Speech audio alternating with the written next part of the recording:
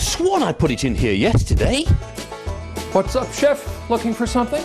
Yes, I could have sworn I put it in here yesterday. I'm looking for the cinnamon powder. All right, yeah, well, you see, yesterday what I did was I rearranged all of the herbs and spices alphabetically. Well, I might have known you've been up to something. You don't even know your alphabet. It should be here, right next to the cilantro. Well, of course it's not next to the cilantro. You see, cilantro is an herb. Cinnamon is a spice. I separated the herbs from the spices. This is the herb drawer. The spice drawer is below.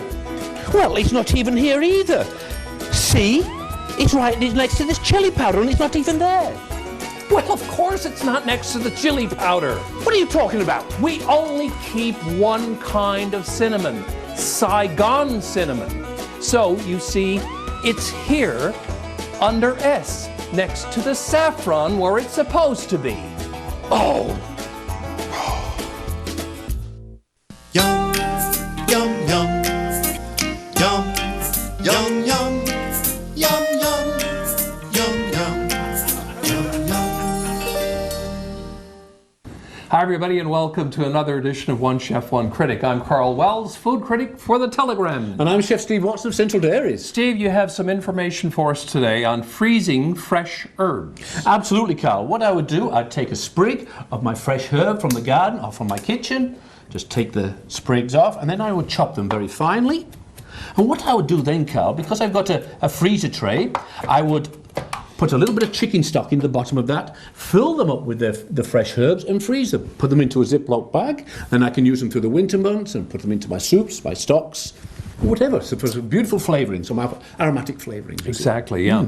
There are two schools of thoughts about freezing herbs. Some people think it's great to freeze them in water. Other people don't adhere to that policy. They believe that it's better to freeze them without water. I've done it both ways and I don't really see much difference. No, exactly.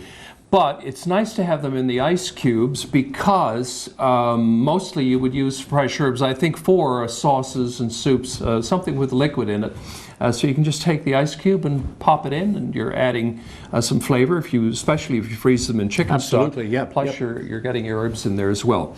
Great information. Coming up on the show today, our special guest is Dr. Andy O'Keefe. He is an allergist. His specialty is allergies. It's a very broad topic, so we've got lots to talk about with him. And what are we going to be making? We're going to be making a turkey Holstein. That's a breaded turkey schnitzel with fried eggs and anchovies. Oh, well, that sounds quite good.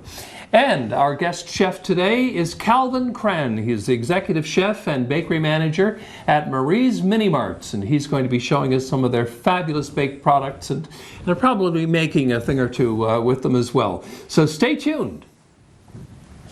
For a complete listing of One Chef One Critic recipes, wine lists, and more, check out our website. Let us know what you think of the show at 757-9600. Welcome back, everybody, and we're delighted to welcome Dr. Andy O'Keefe to One Chef One Critic. How you doing? Good, thank you. Thank you for having me. Good. Well, you're welcome. Good to see you. So, before we get into talking with you about allergies, I hope you're not allergic to anything that we're cooking today. I hope not. Steve's going to give us a rundown on what we're going to have. We're going to be making a beautiful turkey Holstein. What I've got here is a turkey breast, and I've cut it into scallops and pounded them out. So I've got 3 there. I'm going to bread them, and then we'll fry them in a little bit of oil. Karl, towards the end of the shot, he'll actually be frying some eggs, because we're going to be putting them on the top of it, and we'll get started. Okay? Okay. And I'll get you to turn the Holstein over afterwards. I think I can manage that. You can manage that. Yeah. So get a pan nice and hot, and away we go. So, Andy, what exactly is an allergist? So an allergist is a medical doctor who specializes in different sorts of allergies. So food allergies is something we might be interested to talk about today, since we're on a cooking show. But we also see patients who have issues with environmental allergies, asthma, eczema, drug allergies, or reactions to insect stings as well. So what exactly is an allergy? So an allergy is a reaction caused by your immune system. Yes. Which can be to any of those things that we've just discussed, but in particular a food allergy is an immediate type of reaction that happens after you've eaten a particular food. Mm-hmm. And there are various ways this can present. Sometimes it can be skin symptoms, which is the most common way for an allergy to declare itself, with hives or swelling. Some people have breathing problems, some people have issues with vomiting, and other people can feel faint and dizzy, like they're going to pass out because of low blood pressure. Yeah. So those are some warning signs for a food reaction. I was joking at the beginning, but do you have any allergies yourself? I don't myself have any food allergies. No, I'm very lucky that way. Yeah, well, you sure are. Yeah. So what's the difference between an allergy and a sensitivity? Yeah, so that's a great question. So some patients do have these kind of sensitivities, and some are more well studied than others. So for example, like a gluten sensitivity, where you can't eat products with wheat in it, or lactose intolerance, are some of the sensitivities that we have tests to help diagnose. For some other things, people may have some digestive symptoms that are not so severe as kind of the allergic reactions that we discussed before. And we don't always have a good way to diagnose those, but really the best way to diagnose an allergy is through the history. So what happens when you eat it? The best test is what happens in real life. Right, exactly, yeah. This looks good, eh? It's coming on a nice size as well. Just do a bit of a recap for us on what you did there. Okay, so what I did, I had some eggs and I had some flour and some seasoning, and then I just dipped the scallop into the egg wash, then into some breadcrumbs, and now we put some canola oil in there, and that's what we're pan frying. So when you say seasoning, what kind of seasoning did you? I put some onion powder, some garlic powder in there, some paprika, salt and pepper. Salt and pepper for sure, yeah. Very much. I like lots of pepper myself. You do, yeah. I remember that one, Karl. Andy, let's talk about Newfoundland and Labrador specifically. What are the common allergies that show up in our province? So the common allergies, it hasn't really been studied to distinguish from Newfoundland and Labrador from other parts of Canada or the United States, but it depends on the age of the person. So in terms of foods, for children we mostly see egg, milk, soy, and wheat are the most common food allergens. For adults, we tend to see more things like peanuts, tree nuts, fish, and shellfish. I remember when I was growing up, I don't know about Karl, but we never heard about allergies before, but why are they so more prevalent now? I think there are a few reasons to help explain that. One may be that we've got an increased awareness of allergies. So when we look at surveys of the general population, about 30% of people report having a food allergy. When we look at people who've actually been diagnosed and evaluated, that drops down to about 6 to 10%. Oh, I see. So the actual prevalence of allergies is much smaller than what people think, but it is something that has been increasing over the years. And there are a few different theories as to why that may be. Some of it has to do with delayed introduction of food. So thinking back 15, 20 years ago, parents had been advised to not introduce peanuts until age 3 years, not introduce milk, not introduce eggs. Okay. And we think that that may have had a role in the increase in prevalence of allergies. The other thing that could be impacting is that we're much cleaner than we used to be. So it's not fighting other things back. Exactly. So our immune systems are kind of shifting in the way that they deal with different exposures. So can you have a peanut allergy and still be able to eat all kinds of other nuts? So about 30% of people who are peanut allergic are able to tolerate tree nuts. So I always tell my patients that just because it has the word nut in it, it doesn't mean that it's a nut. Okay. Like I joke with them that a donut is not a nut. So peanuts come from a ground bush. That's right. Whereas a tuber, I think. I think so, yeah. I'm not sure, but I think. But they come from a bush in the ground. Yeah. So about 30% of people who react to peanuts will also react to tree nuts, but that means 70% will not. So really the bulk of patients who are peanut allergic can tolerate other types of tree nuts. Yeah. Okay. With my job, I deal with all the schools, and you can't take nothing into the schools. You can't take strawberries, no fish, of course. The other one was pineapples and things like that, you know, so... And it's a very interesting thing. Are these ready to be flipped? Yeah, we'll flip this one here. Well, let's have a look at that. Okay, perfect. So it's a very interesting thing because... Steve, look, this is a hard-boiled egg. It's already cooked. Yes! I got him, look! I got him! Did you buy it like that? My goodness gracious. Oh. He's so funny. Yeah. Perfect. Okay. And this one here, I'll tell you what, I'll try and get this one because it was just a little soft, that one. Oh, it's not too bad. Oh, perfect. Very nice. Glad that was nice, not me. Nice and cold. So I know you said you couldn't give a breakdown in terms of what the situation was in Newfoundland and Labrador about the, common allergies, but what about between, say, the northern hemisphere and the southern hemisphere? Is there a difference between the type of allergies that show up in both areas? So there have been some interesting studies to look at that, and what they're seeing is that the closer you get to the equator, it seems the less prevalent allergies are. So there's some more thought now as to whether vitamin D may have an impact on the development of allergies. So that's something that's being researched right now. We don't have any concrete evidence one way or the other. That is very interesting. Yeah, that's certainly a possibility. What about familial connections? Like if your mother was allergic to, I don't know, eggs, would you be allergic to eggs? Or? So if you have a parent with an allergy, you are more likely to have an allergy yourself. Okay. And if you have two parents who have allergies, and when I say allergies, that could be any type of allergic disease like asthma, eczema, or other allergies. Yeah. But not necessarily the same allergy as them.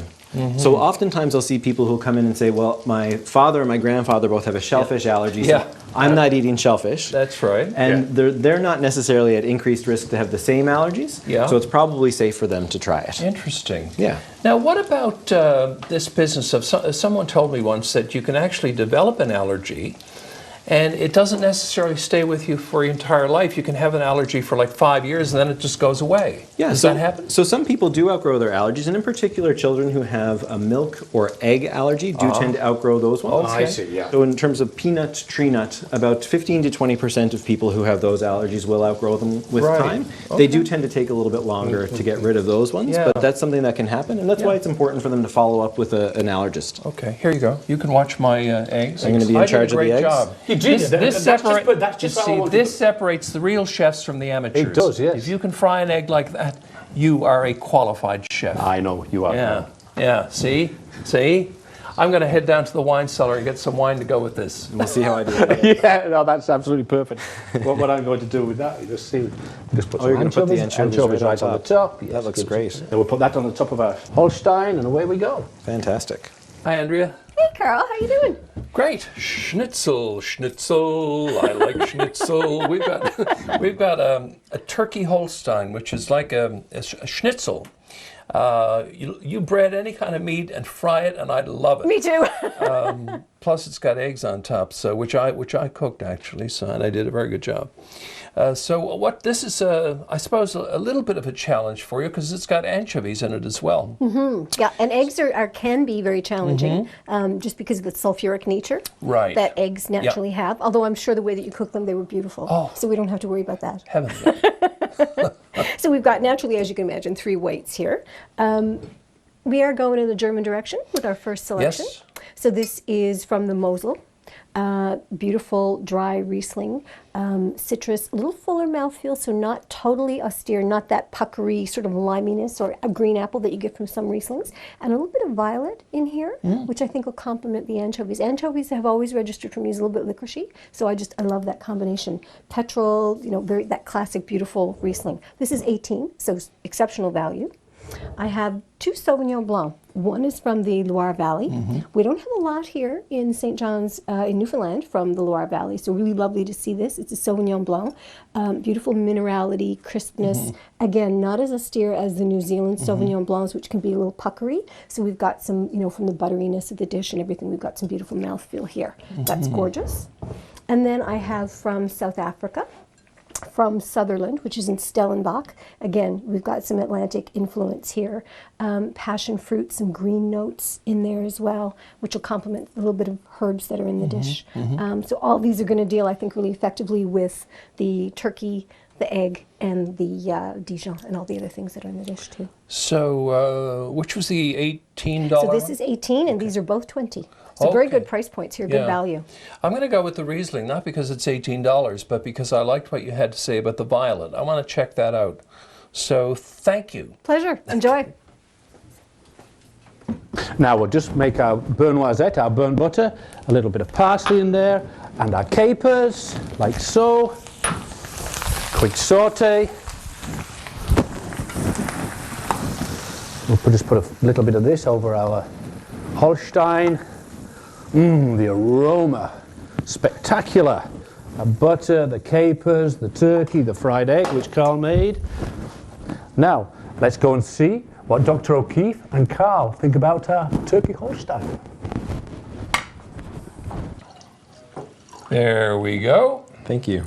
Now, look, Look at the fried eggs. There you go. You did a great job, Karl. Oh, they're outstanding. I was remarking to the crew that. Yeah. Yes, so have a taste, and All right, let's try see some what we of this. think of this turkey Holstein. Love But the it's, capers. like you said, essentially it's like a veal scallop. That's very nice. That's very nice. Great, thank I you. like the capers too. Yeah, goes well with it, doesn't it? It gives it a little special accent. It does indeed. Yeah.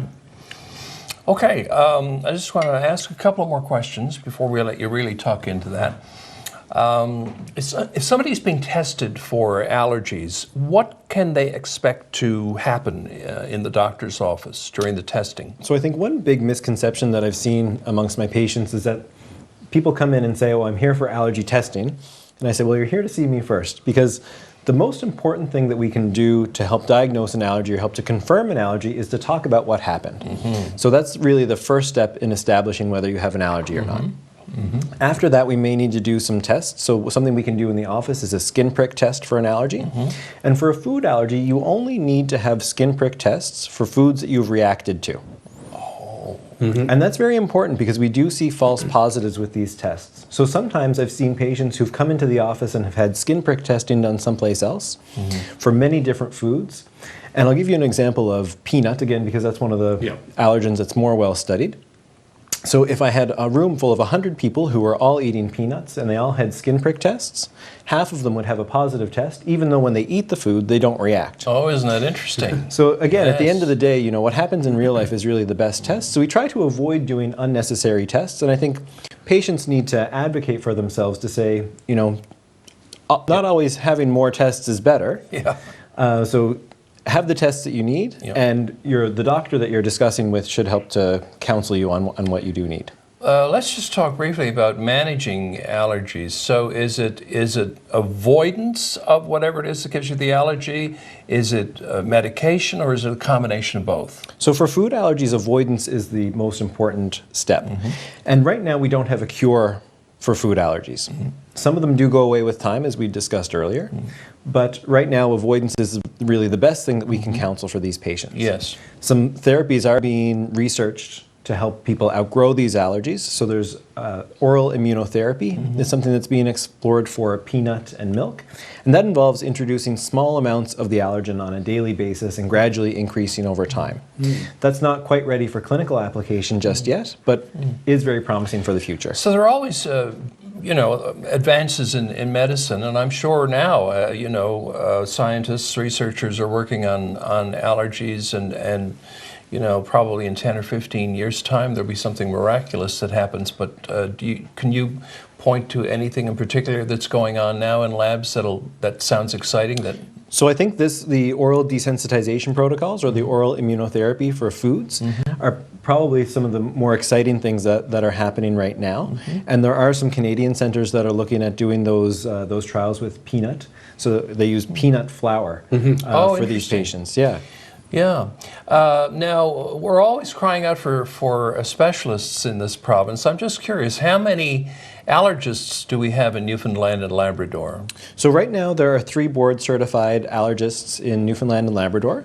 And another important point that I'd like to make is the distinction between a board-certified allergist or a board-certified physician and someone who is not. So as I have mentioned, an allergist is a medical doctor who's done specific training in allergy and clinical immunology. So that's an additional 2 years after another specialty such as pediatrics or internal medicine. There are Canadian practice standards administered by the Royal College of Physicians and Surgeons. So to be a board-certified allergist, you have to pass an examination administered by this group. And you can look to find a board-certified allergist through the Royal College website, and that is fellowshipmatters.royalcollege.ca. Great. So they have a listing there, and that explains more about the process. Okay. Perfect. Well, thank you very much, Dr. Andy O'Keefe, for being on the program. My pleasure. All the best to you. And stay tuned, folks, because we're coming right back with Chef Calvin Crann of Marie's Mini Mart, who's going to make something really special for us. Calvin Crann was a busy man, and a busy man was he. He cooked and baked and baked and cooked, and as far as the eye could see, there was loaf upon loaf and pie upon pie, all baked for his sweet Marie. How is that for an introduction? Now that's That's an gonna be hard introduction, to beat. Calvin, that's for That's sure. going to be hard We to have beat. Calvin Crann, the executive chef of Marie's Mini Marts, with us. And what have you brought today? I brought our famous breakfast cinnamon bread. Oh, it looks delicious. Absolutely. Breakfast cinnamon bread. Now, What are you? Beautiful. We can Yeah. have it just like it is, toasted, or a lot of people love it, as take it and make it into cinnamon French toast. Yeah. And that's what we're going to do here today. Cinnamon French toast. You cannot beat that. Cannot beat it. So let's go ahead then. Nice thick slice, no doubt. Gotta have the thick slice. Now this is fresh bread. Would you This use is day-old bread or anything like that? Or You what would you reckon? certainly can. I mean, day-old bread is more the traditional style for the French toast. Yep, yep. There you go. So, Steve, you'll have to get some of this now for your traditionals Christmas morning breakfast. Absolutely, absolutely. Cinnamon French toast. Toast, yeah. I With- love it. I love with, it. I can smell it now. Oh my goodness. With that's cinnamon bacon, I coming see. Mm-hmm. Yes. No shortage of that, is there? And again, like Steve said, having it nice and thick will help bring it, keep it together in the pan so it don't fall apart when you're That's right. Heating Yeah. up. Yeah. Now, is this something that you sell in the in Marie's all the time? Is it there daily? Yes, It's daily, yeah, is it? daily with us every single day. It's done fresh. Some of the stores, most stores receive it, but there are some stores that don't. So Frecker Drive is our main store that will guarantee you'll always have. Yes, Frecker Drive is the flagship, as they say. Yeah. Yes, all of our product is produced out of that store. So this looks like all individual cinnamon buns. Is that? It that is. It's a traditional style bread recipe, and we take it, we roll it out, and then we cut it by hand, and then toss it in our cinnamon and our sugar mixture that we. Okay, then you make all mix up. individual ones and put them into the pan. And then we I see. fold it into the pan and then bake it on low. So what have you got in here? We've got a little bit of oil. Just a little bit of oil and a little bit of butter. Butter, okay. Yeah, the oil keeps obviously the butter from burning for Oh, us. you have to have butter, Absolutely. especially with egg. Now, is there any secret ingredients in the eggs, or is that just eggs? Did you put it? I use eggs and I use carnation milk. Carnation milk. I Okay. find the thickness of the carnation milk helps everything blend together and stick together. Okay, and a little bit more flavour for sure. Absolutely. So what other breads do you have at Marie's on Frecker Drive? There's a wide variety. We always have our 3-bun traditional that we're known for. We have our multigrain, our whole wheat. We have our commercial breads, our Beckers. And Oh, things Beckers, like that's- that, yeah. that people use mostly just for sandwiches and quick meals like that. Right. But it's a fantastic bread. Yeah, yeah. And we also have our full line of artisan bread that we're now producing. We're doing sweet curry bread. We're doing a garlic onion and cheese loaf, a savory onion loaf. Full variety then. Yeah, we've actually moved into making sandwiches out of that product as Oh, well. very good. That's going to our stores. Yeah. So what's your secret? What is it that makes Marie's bread so good? All homemade recipes. We don't. There's something we pride ourselves on is making it traditional. What every Newfoundlander loved about what Yeah, they had on their yeah, counter. yeah, yeah. Got some colour there. Yeah. Yeah.